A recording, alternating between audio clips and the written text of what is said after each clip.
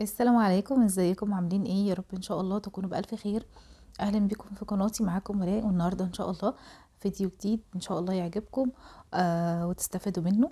قبل ما نبدأ الفيديو حابه اقول لو اول مره تشوفي قناتي وعجبك الفيديو اتمنى تحطي لايك، ولو لسه مشتركتش في قناتي اتمنى تشتركي كمان وتفعلي زر الجرس علشان يوصلك اشعار ان شاء الله بكل الفيديوهات اللي بنزلها. واتمنى اكون خفيفه على قلوبكم كده، والفيديوهات اللي بنزلها ان شاء الله تكون بتحبوها او تعجبكم. النهارده ان شاء الله يومنا هيبدأ كده ايه من المطبخ وهينتهي برضو من المطبخ. هنعمل مع بعض كده حاجات وصفات حلوة قوي هتعجبكم. سهلة ومش محتاجة اي ما فيهاش اي افتكاسات ولا اي حاجة، كلها بطرق سهلة ان شاء الله تعجبكم. عايزة اقول لكم النهارده بما اني يعني في اليوم الاجازة بتاعي من الشغل، فدايما ببقى مخلية الايام دي ايه ان انا اعمل حاجة مثلا اكلة كده تكون ما بعملهاش كتير. اكلات بتبقى مثلا بتاخد وقت شويه في التحضير، الكلام ده كله، فبقى بخلي الحاجات دي كلها للاجازه.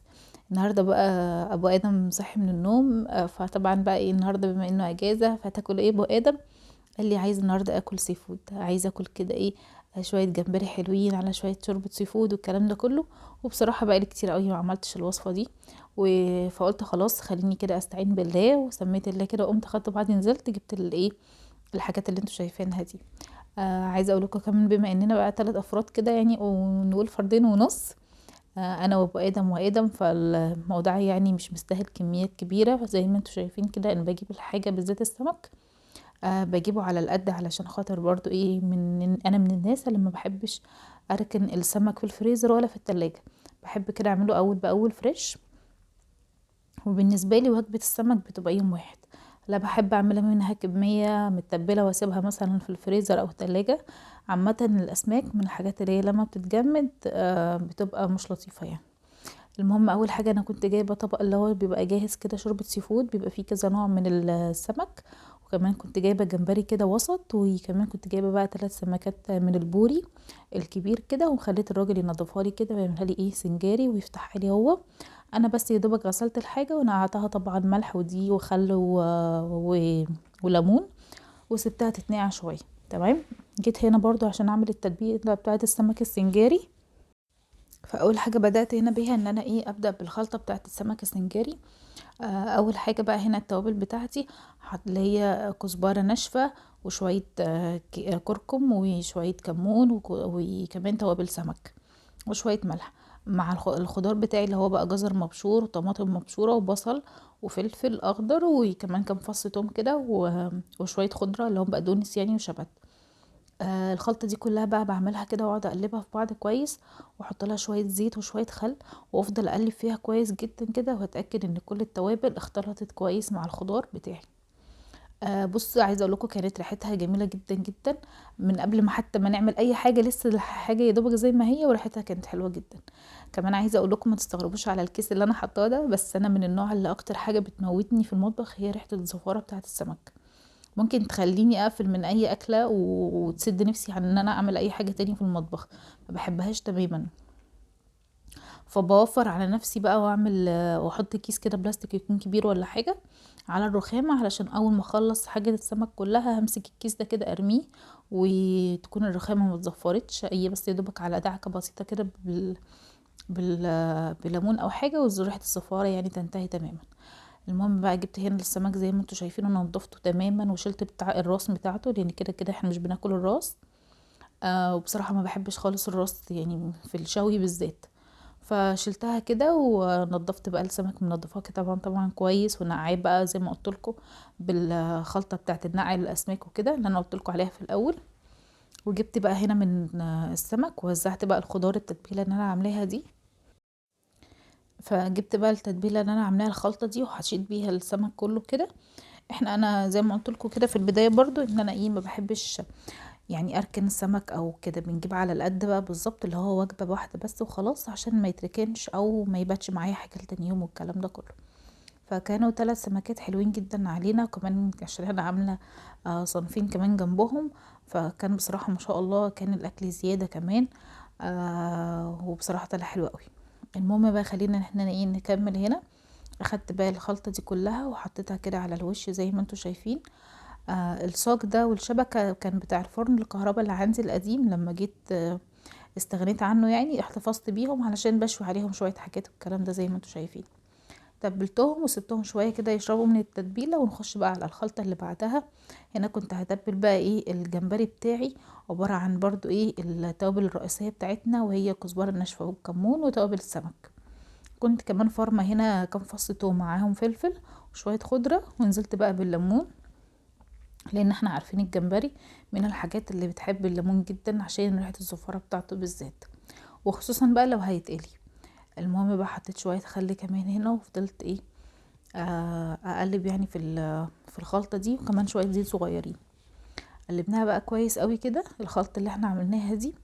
الخلطه دي تمشي معاكي في السمك اللي هو الجزل، او السمك كمان البلطي، او اي نوع سمك يعني، من التتبيلات المشهوره كده اللي احنا عارفينها من زمان ومفيهاش اي افتكاسات. جبت بقى جبت الجمبري، وكمان جبت معاه الحاجه اللي هي بتاعت شوربه السي فود. قلت اتبلها كده عشان تشرب من التتبيله ويكون طعمها حلو. كده كده لما اجي ساعة التسوية هفصل طبعا هطلع يعني الاصناف بتاعت شوربة السي فود لوحدها، وهعزل عنها الجمبري يعني. سبتهم بقى كده يتتبلوا شوية كده، وحطيتهم بقى على جنب يعني كده لحد ما نيجي وقت التسوية ونشوف هنعمل ايه. هنا بقى حطيت بتنجانية كده على النار عشان تتشوي، عشان نعمل برضو طبق سلطة بابا غنوج. انا من الناس اللي بتعشق سلطة البابا غنوج مع الطحينة والسلطة، دول اساسي يمكن اكتر من السمك نفسه. لازم مفيش وجبة سمك غير لما يكون جنبها البابا غنوج والطحينة والسلطة الخضراء، من الحاجات الاساسية. هنا بقى ايه نعمل بقى سلطة الخضراء. وبرضو من الحاجات اللي بحب اعملها بدري واسيبها تتاكل شوية هي السلطة الخضراء، علشان لما كل ما بتقعد كده شوية مع بعضيها كده متقطعة والتوابل بتاعتها بتتعتق كده. عارفين انتوا السلطة اللي بنجيبها من المطاعم كده بتبقى ريحتها وطعمها حلوة، وكمان بيبقى فيها مية سلطة. فانا بعملها بدري كده واركنها على جنب. طبعا مش عايزه اوريكم طريقه تقطيع السلطه، لان احنا اكيد شطار كلنا وعارفين بنقطع السلطه وكل حاجه، بس انا قلت خليني ايه اعمل الفيديو كله كامل معاكم كده، ونعمل كل الوصفات مع بعض. وما سيبش حاجه غير لما اوريكم انا بعملها ازاي. لما باجي اعمل السلطات السلطه الخضراء، بحب السلطه تكون متقطعه كبير كده شرايح او سلايزات كبيره. مش بحب مثلا اقطعها كده مكعبات صغيره، لا بحب الطماطم والخيار يبقوا كبار زي المطاعم بالظبط لما بنجيب السلطه جاهزه من بره، او ما بتنزل لنا مثلا مع اي وجبه او اي طلب بنطلبه من بره اكل يعني وكده، بتلاقي ان هو نازل لك السلطه بتبقى متقطعه كده قطعات كبيره، بتبقى حلوه قوي بصراحه. وهنا بقى قطعنا الفلفل زي ما وريتكم كده اهو. آه وبس يعني كان الموضوع ما خدش معانا دقيقتين. حبيت بس تكون كل حاجة او كل وصفة او كل حاجة عملتها في الفيديو تكون انا بوريها لكم وبعملها معاكم. خلصنا بقى هنا السلطة وقلبناها كويس بقى، وكنت انا هنا كملتها بقى مع نفسي كده الجزر والبصل وكل حاجة، وحطيت لها بقى التوابل بتاعتها شوية ملح، وكمان حطيت لها شوية كمون. مش بحط شطة طبعا علشان خاطر معايا ادم وكده، فباجي في الاخر كده ممكن اقطع لنفسي كده على جنب شوية في الطبق بتاعي مثلا فلفل حامي او حاجة، عشان بس يديها ايه شوية سبايسي كده عشان تفتح النفس على الاكل. خلصناها هنا بقى شوية الخل بتوعنا والليمون وشوية الزيت الصغيرين دول بس، ونقلبها كده وندخلها بقى التلاجة علشان تتعتق كده من بعضها كده وتبقى طعمها حلو. هنا بقى نعمل سلطة الطحينة برضو. جبت لنا الطحينة بتاعتنا ومية دافية جنبنا كده، ونفضل نقلب فيها لحد ما هتلاقوها في الاول تقلت قوي قوي. وبعد كده هنبدأ نزود لها المية بالتدريج لحد ما نحس ان القوام بتاعها بقى ايه يعني ولا هو خفيف قوي ولا هو تقيل. طبعا هتبقى عينك شايفاه، يعني لحد ما يبقى القوام بتاعه كده زي ما انتي بتحبي، سواء كنتي بتحبيها تقيلة او بتحبي الطحينة خفيفة يعني. هنا كان باقي بقى من التوم اللي انا كنت دقاله التتبيله بتاعه السمك شويه توم صغيرين، فكنت انا شايلاهم علشان الطحينه. فص التوم الصغير ده بيدي للطحينه نكهه كده وبيديلها طعم بيبقى حلو جدا. حطينا شويه كمون وشويه ملح، وفضلنا نقلب فيها لحد ما قوامها بقى زي ما انتوا شايفين كده متوسط يعني. شويه خل في الاخر بقى حلوين مع شويه زيت كمان، وبعد كده نديها التقليبه الاخيره بتاعتنا.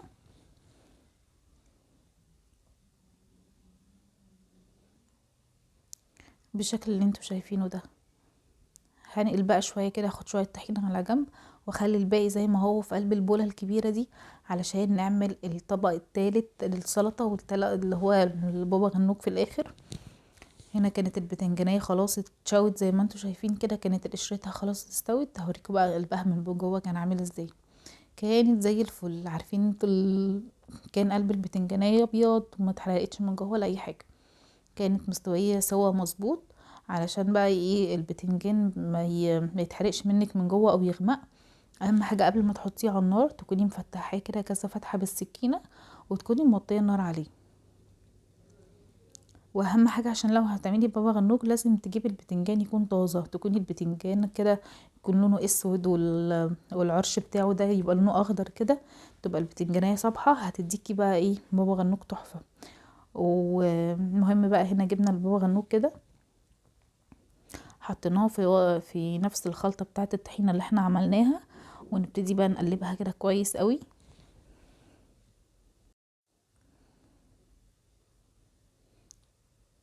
نزلنا عليهم بقى شويه كمون زياده، برغم ان احنا حاطين كمون في الطحينه، بس هنحط شويه صغيرين علشان خاطر البتنجان، مع سنه كمان من فص الثوم. وننزل بقى بالهاند بلندر برضو عشان حسيت ان انا مش قادره اتحكم في الطبق قوي، فقلت نديها ضربتين كده بس بالهاند بلندر عشان لو فيها شويه تكتلات او شويه بتنجان ما تفرموش كويس. حسيتها هنا محتاجه شويه طحين، فروحت مزوده لها معلقتين علشان تكون طعمها حلو، ما يبقاش طعم البتنجان هو اللي ظاهر اكتر يعني. بجيب بقى في الاخر بقى اللي هو شويه خضره، شويه بقدونس بس. ما بحبش افرم البقدونس مع البابا غنوج لان بحب طعمه، او يعني انا وبقدم بنحب طعمه كده، فبنقطعه بس كده ايه، بفرمه كده على ايديا او بقطعه كده على ايديا وخلاص. وبرجع بقى اقلبها كويس، وبتبقى طعمها بجد هتعجبكم اوي. جربوها بالطريقه دي هتعجبكم، سهله بسيطه ما فيهاش اي افتكاسات ولا اي اختراعات. لو عندك معلقتين زبادي كمان زوديهم، هتلاقي الطعم اختلف. بصراحه ما كانش عندي في اليوم ده، كنت ناسيها تماما يعني، حتى وانا بجيب المشتريات ما كنتش فاكره تماما، نسيتها. فكمان لو عندك معلقتين من الزبادي هتحطيهم على البابا غنوج هيدوكي تيست عالي جدا، طعمها هيفرق كتير. هنا كنت خلصتها بقى ودخلتها التلاجة. دخلنا بقى هنا ايه في المراحل الاخيره وهي الرز. انا من الناس اللي بحب اعمل الرز اخر خطوه عشان يفضل سخن كده وما نفضلش نسخن في الاكل والكلام ده كله. فاللي هو انا بعمل الرز على طول قبل ما تسويه الحاجه، سواء في السمك او في اي خضار تاني او في اي اكل تاني. بصوا بقى انا بعمل هنا رز السمك بالطريقه دي بقالي يعني فترات طويله جدا متبعه الخطوات دي، وبصراحه بيطلع معايا كل مره طعمه تحفه، يعني طعمه يتاكل كده من غير اي حاجه جنبه. هنا انا كنت فاكره ان الموبايل بيصور، اتاريني ما كانش بيصور، بس هقول لكم انا عملت ايه. اول حاجه انا نزلت بالزيت، وبعد كده البصل بتاعي.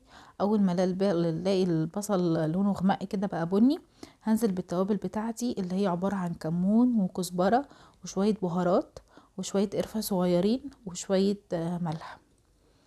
تمام. وبعد كده هقلب فيهم ده كله مع البصل. بعد كده هنزل بالرز بقى طبعا اللي انا المغسول ومتصفي كويس، وهبدا اشوح فيه لحد ما اتاكد ان الرز اتشوح كويس قوي. بعد كده هنزل بيه بالميه السخنه. الطريقه دي تحفه بصراحه، بيخلي الرز طعمه حلو ولونه كمان، وشويه القرفه اللي مع الرز دول بيدوك طعم حلو جدا. هنا بقى كنا خلاص كل حاجه جهزت، فاضل بقى تسويه السمك. تعالوا نقول هنعمل ايه. هنا خليني اقول لكم بس في السمك اللي انا شويته، بحط شويه ميه سخنين بس في قلب الصاجه من تحت، وبدخله الفرن. شويه الميه دول بيخلوا السمك يستوي كويس جدا، وما ينشفش منك، ويفضل طري كده وايه، واللحم بتاعه ما ينشفش. تمام. وما بولعش عليه من فوق، بولع عليه من تحت بس. تيجي بقى هنا للسفود، انا عملت بص اقول لكم انا عملته ازاي. على فكره انا من الناس اللي بتعمله حلو جدا، وبس في نفس الوقت ما بتاكلوش. يعني انا تاخدوا مني احلى شوربه سفود بس ما اكلهاش خالص يعني ماليش فيها تماما، بس انا بعملها عشان خاطر ابو ادم انه بيحبها. بصوا هنا بقى ايه. بمسك شوربة السفود اللي انا كنت متبلاها، يعني قصدي بمسك اللي هي المكونات بتاعتها، اللي المرة دي اتضحك عليا بصراحة، يعني كلها تقريبا كان بلح البحر، كان شوية الجمبري قليلين والكابوريا كانت صغيرة فضحك عليا. بعد كده هضطر ان انا اجيب كل حاجة لوحدها بصراحة احسن. المهم بقى جينا هنا بشوية زبدة وشوحناهم كويس كده، هتلاقوا كل حاجة لونها غير. تفضلوا تشوحوا فيها كويس في المكونات يعني بتاعت شوربة السي فود. والطبق الجانبي بقى هنعمل ايه؟ الشوربة نفسها، بصوا في حاجتين ممكن تعمليها بكريمة لباني عادي، اللي هو اول ما تتشوح معاكي السمك يتشوح او السيفود يتشوح معاكي كده، تروحي نازله عليه بالكريمه اللباني لو متوفره عندك. لو مش متوفره عندك زي ما كان عندي كده، ما كانش عندي كريمه لباني، عملت الخطوه دي ودي على طول يعني متبعاها، وبتديني نفس الطعم، مفيش اي فرق خالص. كنت هنا نقلت في طاسه اكبر شويه علشان اكمل السوا يعني في الطاسه. هنا بقى ايه بصوا الخلطه نفسها او الشوربه نفسها بعملها ازاي. بحط معلقه من الزبده عليها معلقه واحده من الدقيق، تمام، ونص معلقه من الزيت، بقلبهم كاني هعمل بشاميل بالظبط بتاع المكرونه، بس انا بحتاج معلقه واحده بس من الدقيق علشان مش عايزاه يكون تقيل معايا، انا عايزاه يكون خفيف ويديني نفس السمك بتاع الكريمه اللباني. بنزل بيه وافضل اقلب كده ايه وانزل باللبن بعد ما احس ان الدقيق خلاص استوى. بنزل بيه بعد كده، بفضل اقلب اقلب، وبعد كده باخد قبل ما البشاميل يغلي معايا انزل عليه على شوربه السي فود. بنزل عليه بقى بالسي فود نفسه اللي انا مشوحاه، واسيبهم يدوا مع بعض غلوه كده او اتنين، لحد ما احس ان الشوربه نفسها السمك بتاعها بقى متماسك شويه، ما بقاش سايل قوي زي اللبن. واركنها على جنب بقى كده دلوقتي ان هي خلاص اتعملت. وهنا بقى كنت اخر حاجه بعملها ان انا بقلي الجمبري، طبعا بقليه جدا بالطريقه التقليديه ما فيهاش اي اختراع، اللي هو بعفره كده في الدقيق وانزل عليه في طاسه تكون سخنه، وخلاص على كده مفيهوش اي افتكاسات بصراحه، لان دي اكتر الطريقه بنحب او بناكل بيها الجمبري يعني عموما. احيانا بيبقى مسلوق والكلام ده كله، او احيانا بيبقى مشوي، بس اكتر طريقه بنفضلها بصراحه هي الجمبري المقلي يعني. هنا كنت خلاص قليته بقى، وهنا بقى كنا ايه عايزه اقول لكم ان الموبايل فصل مني شحن وقتها، وكان بقى المستعجل على الاكل قال لي مش هقدر استنى ان انتي تشحني الموبايل والكلام ده كله، لا خلينا ناكل وصوري في الاخر. انا كنت خلاص بقى كان كل الاكل استوى، وانا وريتكم كل الطريقه زي ما عملتها. هنا كل اللي انا عملته بس ان انا غرفت الاكل وخلاص. يعني هنا بقى غرفنا خلاص، وكنا بصراحه جعانين جدا جدا، والاكل بقى وريحه ريحه الجمبري وريحه السمك السنجاري اللي انا عملته، بصراحه الخلطه كانت ريحتها فظيعه. عايزه في حاجه عايزه اقولها لكم برضو كنت نسيتها تماما، هي ان احنا نحط لكل سمكيه في ورق ألمونيا، لاني نسيته خالص وما كانش عندي، فاضطريت ان انا اكمل الوصفه بتاعتي عادي من غير الورق ألمونيا، بس بيفرق معاكي. المهم الاكله بتاعتنا خلصت، يا رب تعجبكم، اشوفكم على خير.